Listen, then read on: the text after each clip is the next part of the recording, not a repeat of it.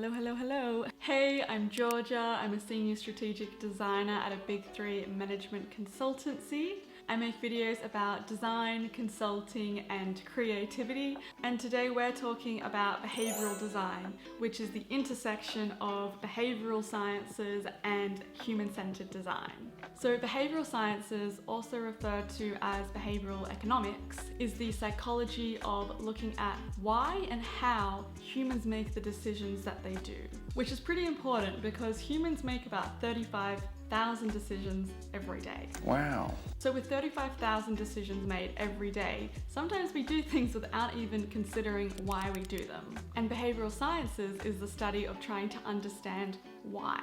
And then human-centered design, that is an approach to problem solving. And that approach puts humans, you guessed it, at the center.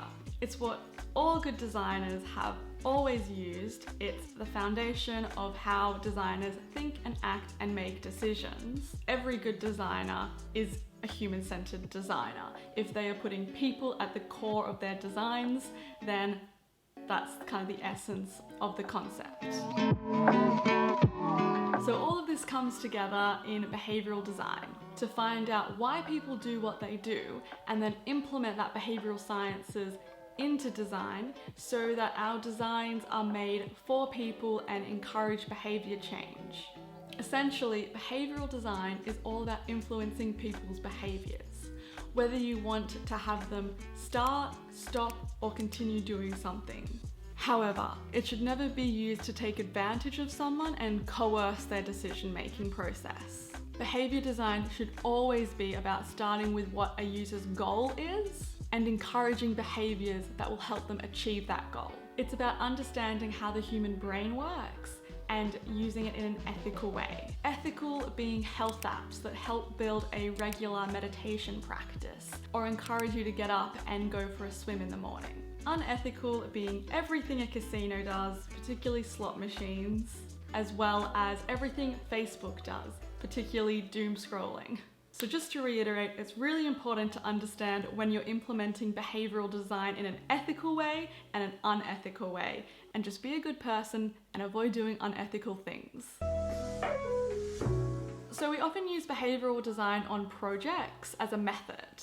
It's just one of the many methods, tools, techniques we can apply to a project to make sure that what we're designing is actually relevant to the people we're designing for and going to be adopted by them. Because after all, innovation, by definition, only happens when people actually adopt and start using your product, service, or experience.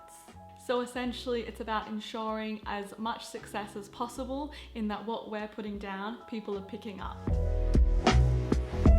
So when it comes to actual design projects that I work on, I often use behavioral design in two ways. The first is as inspiration when ideating. For example, we can ask questions such as, how might we encourage scarcity in this concept? The second is using behavioral design as evidence and/or validation for your concepts, especially when pitching them to clients. For example, this concept is great because it implements the scarcity effect. So a few real-world examples of projects that I've implemented behavioral design on are using behavioral design principles as evidence for why consumers were not adopting a new product that a business had put out into the world. This was something that the business had assumed people would naturally adopt, but it wasn't seeing success. So we came in and showed them why it wasn't. A second example was applying behavioral design principles across the user journey for a healthcare brand. This was all about where in the journey they could implement behavioral design principles to encourage healthier habits. So that is behavioral design and some examples of how I use it in my work as a senior strategic designer. Now we'll get into some examples of behavioral design principles that you can apply to your work.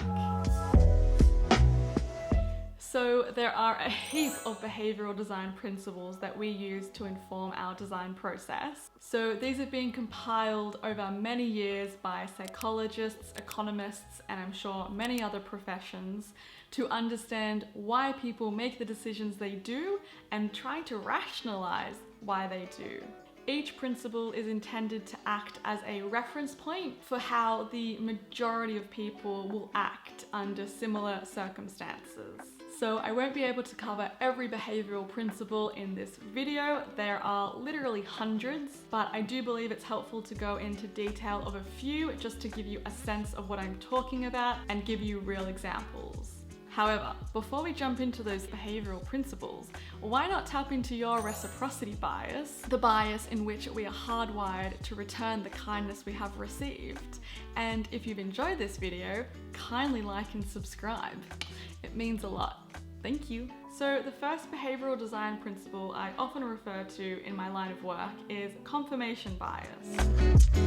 Essentially, as humans, we look for patterns that confirm our beliefs, values, or opinions, and we reject any that contradict those beliefs, values, or opinions. For example, have you noticed you tend to consume news from media outlets that confirm your worldviews, whereas you outright reject or are unlikely to seek news from outlets that are going to contradict those views?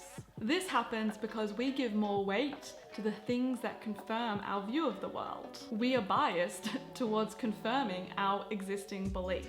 And this is great because it can help us maintain and strengthen our beliefs, opinions, and values. But of course, it can easily go the other way and lead to overconfidence in negative beliefs or narrow worldviews. So where did confirmation bias come from? Well, it was first coined by a person called Peter Wasson in the 1960s.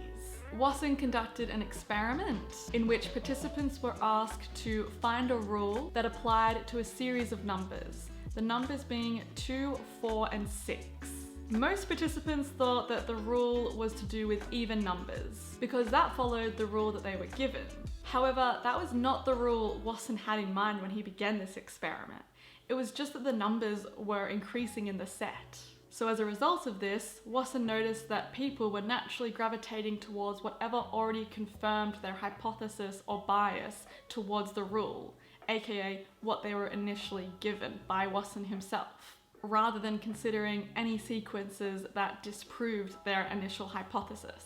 Meaning they looked to confirm their own rule instead of considering anything that might disprove it. So, pretty interesting stuff. Where do we actually see this in real life today? We see the unethical version of this in the echo chambers of our social media algorithms. But I think most importantly, confirmation bias should be used by designers for designers. We can use confirmation bias to identify when we have biases in our own designs. It is very easy to hear feedback from customers that reaffirm our own beliefs and then implement those into a new design, pretty much creating an echo chamber of design solutions that respond or resonate to us as a customer, not the actual customer you are speaking to. I'm a huge fan of IKEA, and this one is always very easy to remember. So the IKEA effect is all about the fact that people place a disproportionately higher value on products that they partially created. Pretty much, we like things more if we had a hand in putting them together. For example, if you were to head all the way to IKEA and very carefully select the Malm chest of 3 drawers, bring it all the way home, open that box, take that flat pack and put it all together, you're gonna be pretty happy with yourself. That's a great set of drawers. And then, say you needed to upgrade.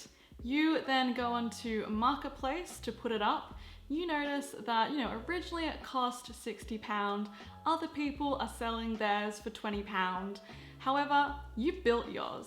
It's special, it's different to theirs, so you think it's worth £30. You disproportionately apply a higher number on your set of the Malm chest of 3 drawers than other people because yours is special and unique and it is worth more. That's the IKEA effect. And this happens because we are more likely to spend more money on things that we actually need to put more work into. For example, I could buy a ring for £100, but instead I'm paying £150 to go and make my own ring. I don't know why. I should probably just get one that's already made and save me hours of fiddling with trying to make a ring. But because of the IKEA effect, I want to do this.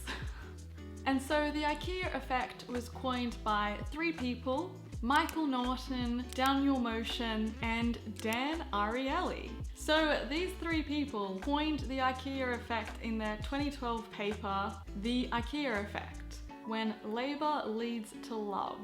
Oh, it's a nice title. And in this effect, the earliest example they refer to is actually to do with cake mixes. So I actually remember learning about this ages ago and I forgot about it until I was researching for this video again. And it really humors me. And I find it truly interesting. So essentially cake mixes were introduced in the 1950s and they didn't actually perform well because housewives considered these cake mixes to be too easy. It devalued their labor, which obviously is incredibly important, especially in the 1950s when a woman's labor was directly tied to her shelter and security. So these cake mixes devalued the woman's labor, and they also made the process of baking a cake less rewarding. And therefore, these products were not selling. They were not being adopted by people. And so manufacturers actually changed the formula to require people to include an egg. And just by adding an egg, adding an extra level of labor, they gained in popularity. So that is absolutely interesting, and I really can't believe that, but that is where the IKEA effect stems from. And you can see those manufacturers designing those cake mixes so that they included that egg in order for people to adopt their product and in turn innovate baking cakes at home. So this study really proves how we can take advantage of a behavioral design bias like the IKEA effect and implement it into our designs and businesses to encourage popularity and adoption of a product. And where do we see this in real life? Well, you might remember Build-A-Bear back in the day. That was very popular. I certainly built a bear, and that was all about paying more to go through the process of stuffing a bear, choosing its clothes, and making it all your own. There is also smaller companies that have been in my world recently, such as Workbench here in London, which allows you to build your own ring, or Cardigan in Melbourne, which allows you to knit your own cardigan. Both of those lean into the fact that I am being part of the process and working towards making my own object or product that I will then own and disproportionately put a much higher value on because I contributed towards it. And obviously it doesn't have to be about charging people more. The IKEA effect is just knowing that people will pay more or that they are to put greater value on things that they contribute to. So where we can use this in design is understanding that people want a stake in what they are creating. They want to be part of the process and they want to feel like they are contributing. So where in your designs can you encourage people through products, services, or experiences to play a role, to participate and be a part of the process? I hope this gives you a sense of behavioral design and how you can implement it in your line of work. Obviously, there are many more, including but not limited to sunk cost bias, endowment effect, ostrich effect, analysis paralysis, tribalism, hindsight bias, decoy effect, framing, salience, risk aversion, priming, surprise effect, loss aversion, default effect, etc., etc. The list goes on, but that is all we had time for today. Don't forget to use your reciprocity bias and give this video a thumbs up and subscribe to my channel. It means a lot. So thank you and see you next time. Bye!